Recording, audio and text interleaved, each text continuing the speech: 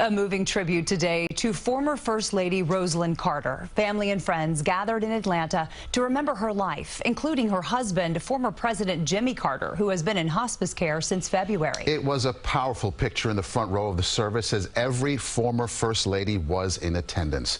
Carter's grandson thanked them all for coming and acknowledged the remarkable sisterhood they share. CBS 2's Skylar Henry live in Atlanta tonight with more on the service. Skylar.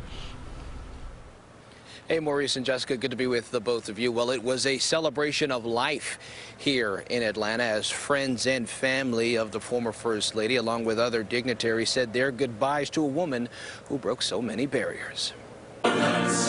America the Beautiful played as Rosalynn Carter's casket entered the sanctuary of Glen Memorial Church in Atlanta. Seated in the front row, her husband of 77 years, former President Jimmy Carter, in a wheelchair and lap blanket. He was joined by the Bidens, Clintons, and every living former First Lady. Rosalynn Carter would be so pleased to see that she brought all of you together on this day. The meticulously curated tribute included some of the former First Lady's favorite hymns.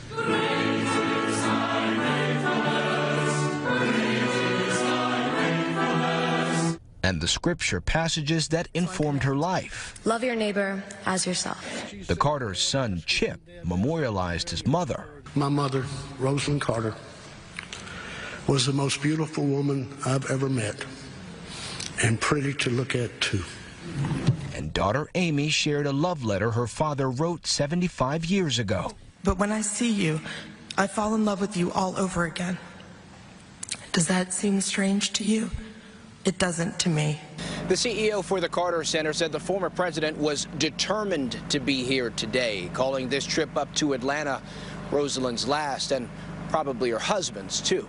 Carter family friends Garth Brooks and Trisha Yearwood performed a duet of John Lennon's Imagine. Hope someday you'll join us, and the world will be as one. And the entire congregation was invited to join in singing Let There Be Peace on Earth, something Rosalynn Carter worked to achieve in small and large measure.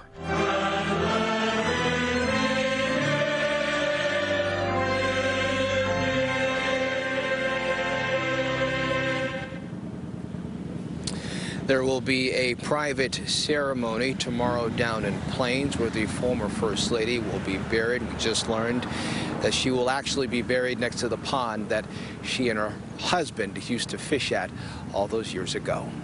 We're here in Atlanta. I'm Skylar Henry. Guys, back to you. All right, Skylar, thank you. Truly moving moments there.